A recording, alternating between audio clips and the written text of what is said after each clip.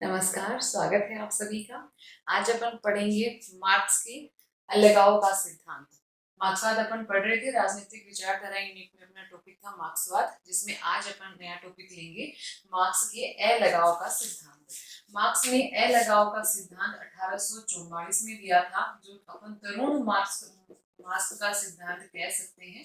युवा मार्क्स का सिद्धांत, यानी कि छोटी उम्र में 1844 में मार्क्स ने यह सिद्धांत दिया था, अलगाव का सिद्धांत। इस सिद्धांत के तहत मार्क्स ये कहते हैं कि पूंजीवाद से बेहतर है सामंतवाद। मार्क्स ने यहाँ पर, हालांकि सामंतवाद अच्छा नहीं बताया है उन्होंने कि सामंतवाद कोई अच्छी व्यवस्था नहीं थी, यहाँ पर शोषक वर्ग और शोषित वर्ग थे, लेकिन फिर भी पूंजीवाद की तुलना में मार्क्स ने सामंतवाद को अच्छा बताया है। क्योंकि मार्क्स कहता है कि अलगाव की ये जो व्यवस्था है या अलगाव है, वो केवल पूंजीवाद में ही उत्पन्न होता है। और क्यों होता है, किस प्रकार होता है, इससे पहले अपन ये पढ़ेंगे कि मार्क्स ने 4 प्रकार के अलगाव बताए हैं। सबसे पहला जो अलगाव बताया है वो है उत्पादन प्रणाली से अलगाव। दूसरा अलगाव बताया है वो बताया है पर्यावरण से अलगाव। तीसरा अलगाव है समाज से, और चौथा है स्वयं से। मार्क्स ये कहते हैं कि ये चारों के चारों अलगाव केवल पूंजीवादी व्यवस्था में देखने को मिलते हैं, ना सामंतवादी व्यवस्था को तुम्हें देखने को मिलते हैं, ना ही किसी अन्य व्यवस्था में देखने को मिलते हैं। ये अलगाव किससे? उत्पादन प्रणाली से, पर्यावरण से, समाज से और स्वयं से।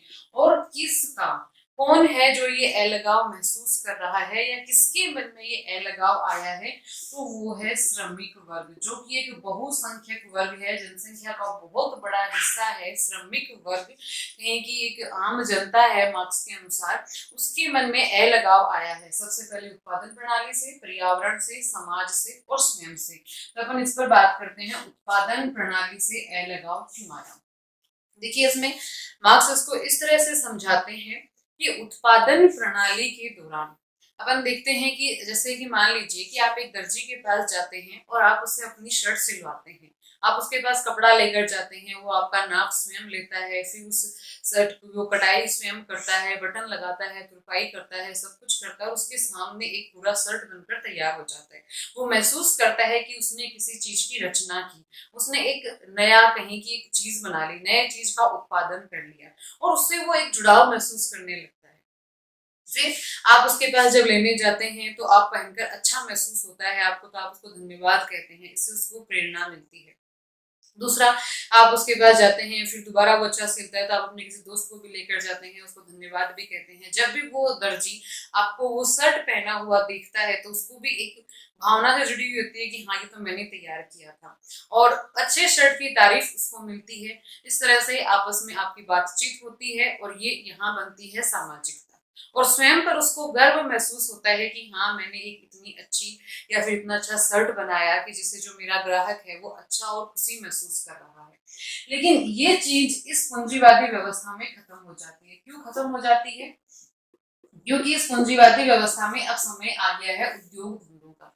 अब उस दर्जी की जगह यहाँ पर एक बड़ा सा उद्योग है, जो कि मान लीजिए कपड़ा तैयार करता है। यहाँ अब इस एक उद्योग में कोई एक व्यक्ति पूरा का पूरा शर्ट तैयार नहीं कर रहा है। तो फिर क्या होता है, यहाँ पर मशीनों के माध्यम से एक व्यक्ति है जो केवल खटखट खटखट खट करता हुआ और कपड़े ही काटने का काम करता रहता है। दूसरा व्यक्ति है जो केवल सिलने का काम करता है। तीसरा व्यक्ति है जो केवल बटन लगाता है। चौथा व्यक्ति है जो केवल तुरपाई करता है। पांचवा श्रमिक है वो केवल कहीं की उसकी पैकिंग करता है। यानी कि जो कपड़ा काट रहा है वो उस बने हुए शर्ट को पूर्ण रूप में कभी नहीं देख पाएगा। वो कभी ये चीज कहीं की अपन ढूंढ नहीं पाएगा कि हाँ, इस शर्ट को मैंने ही काटा था, या फिर इसकी फिटिंग सही रही या नहीं रही। जिसने बटन लगाया वो इसको पूरे रूप में नहीं देख पाएगा, और ना ही उसको ये पता कि ये कैसे कटकर आया, कैसे सिलकर आया। तो इस तरह से उन श्रमिकों ने जिन्होंने अलग अलग कार्य किया, वो कभी भी इससे एक लगाव महसूस नहीं कर पाएंगे, वो लगाव जो आपका दर्जी महसूस कर रहा था। यानी कि इस उत्पादन प्रणाली में अलगाव आ गया, उस बनी हुई चीज से अलगाव हुआ, क्योंकि वो इस चीज को, जो चीज वो बना रहे हैं, उसको पूर्ण रूप में कभी भी नहीं देख पाएंगे। तो ये हो गया श्रमिक का उत्पादन प्रणाली से अलगाव। इस उत्पादन प्रणाली से अलगाव के साथ साथ ही मार्क्स यहाँ एक चीज और समझा देते हैं कि प्रेरणा की कमी भी इस पूंजीवादी व्यवस्था में आती है। प्रेरणा की कमी कैसे? क्योंकि अगर मान लीजिए वो शर्ट बहुत अच्छा तैयार हुआ, आप जाके अपने दर्जी की तारीफ करते हो, उसको प्रेरणा मिलती है, या कुछ कमी रह गई आप जाकर उसको बताते हो, तो वो उसको सकारात्मक रूप से लेकर दोबारा उस कमी को ना छोड़ने की और कहीं की एक तरह से आपको वादा करता है और फिर अपनी चीज में सुधार लाता है। लेकिन यहाँ पर जिन सब श्रमिकों ने ये काम किया उसमें से आप किसी को भी थैंक यू नहीं बोलोगे। यहाँ थैंक यू किसको बोला जाएगा? इस उद्योग को, इस ब्रांड को। तो वो इनको कभी भी प्रेरणा नहीं मिल पाती उस काम को और अच्छा करने से। केवल उनका कार्य क्या है कि उनको 6 से 9 या फिर जो भी उनकी टाइम शिफ्ट है उसके अनुसार उनको काम करना है, बदले में उनको तनख्वाह मिल जाएगी। अगर वो नहीं करना चाहते तो हजारों उनकी जगह लेने के लिए तैयार है। प्रेरणा की कमी अपने आप आ जाती है। और अगर वो अपनी रचनात्मकता लगाना चाहे भी तो भी ये उद्योग जो कि उसने वो डिजाइन तैयार किया वो कभी लगाने भी नहीं देगा।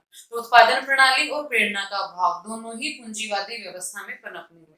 फिर अपन बात करते हैं पर्यावरण की, कि पर्यावरण से कैसे अलगाव हुआ। तो देखिए यहाँ मार्क्स ये समझाते हैं कि ज्यादा उद्योग धंधे खुलने से इंसानों की जगह, श्रमिकों की जगह मशीनों ने ले ली। और हुआ ये कि पूंजीवादी व्यवस्था के कारण, शोषक वर्ग के कारण और छोटे मोटे उद्योग धंधे खत्म हो गए, बड़े बड़े उद्योग बने, बड़ी बड़ी मशीनें आ गई और श्रमिक वर्ग बहुत बड़ा वर्ग बन गया। यानी कि अधिकता किसकी हो गई? श्रमिकों की। और जरूरत है अब कम। तो इस कंपटीशन के कारण जो शोषक वर्ग है, जो कंपनी का मालिक है, वो बहुत कम पैसे देकर श्रमिकों से कार्य करवाता है। तो श्रमिक को अपने पर्यावरण का भरपेट भोजन की व्यवस्था करने के कारण बहुत सारे घंटे काम करना पड़ता है। और वो भी कैसा काम? जिस काम से उसको कोई लगाव नहीं है, जिस काम को करने के लिए उसके पास कोई प्रेरणा नहीं है। वो दिन के 10 से 12 घंटे वही वो काम करता है। तो अब जब वो सुबह से लेकर, यानी कि सूरज उगने से पहले से लेकर सूरज ढलने के बाद तक लगातार अपने उद्योग में काम करता रहता है, जिससे ना तो वो उगते हुए सूरज को देख पाता है, ना वो किसी नदी नाले के किनारे जाकर पिकनिक मना पाता है, और ना ही वो ढलते सूरज की आभा को देख पाता है। इस वजह से धीरे धीरे वो पर्यावरण से अलगाव महसूस करने लगता है।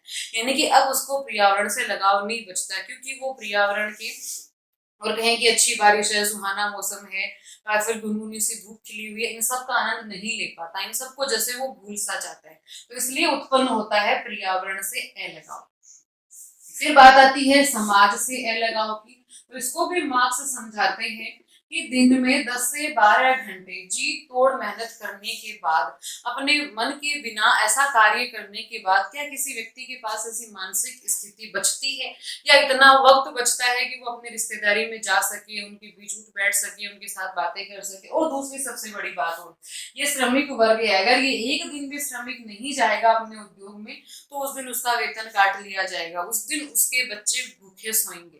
इसलिए इसके पास कोई ऐसा विकल्प नहीं रह जाता कि ये अपने एक दिन काम की छुट्टी लेकर किसी सामाजिक कार्यक्रम में शामिल हो, या फिर समाज के लोगों के साथ जुड़े, उनके साथ बैठे, उनके साथ वार्तालाप करे, और अपनी इस कहें कि जी तोड़ हाड़ तोड़ मेहनत वाली जिंदगी के अंदर वो अपने समाज से अलग थलग हो जाता है और धीरे धीरे उससे अलगाव महसूस करने लग जाता है।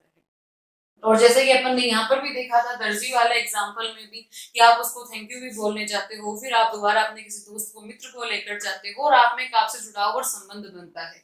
यहाँ भी वो चीज खत्म हो गई। अब आता है स्वयं से अलगाव की बात, कि अपने आप से अलगाव कैसे हुआ। तो ये तो एक सहज ही समझने वाली बात है कि आप जो काम कर रहे हो उससे आपको कोई लगाव नहीं है, आप पर्यावरण का आप आनंद नहीं ले पा रहे हो, पर्यावरण को आप नहीं देख पा रहे हो, समाज में आप किसी के पास उठ बैठ नहीं पा रहे हो, भाई बंधुओं के बीच आप बातचीत तक नहीं कर पा रहे हो, और जी तोड़ रात दिन ऐसी मेहनत और बाद में भी रोटी रोटी की जुगत।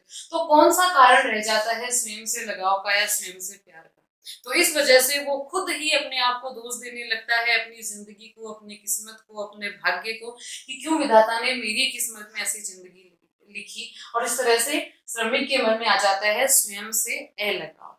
तो इस तरह से मार्क्स ये कहते हैं कि इन सारे अलगावों का कारण ये पूंजीवादी व्यवस्था है, ये खुलने वाले सारे के सारे उद्योग धंधे हैं। इनकी वजह से श्रमिक वर्ग एक बहुत ही बदतर और शोषित स्थिति में पहुंचा और इन सारे के सारे अलगावों का सामना कर रहा है।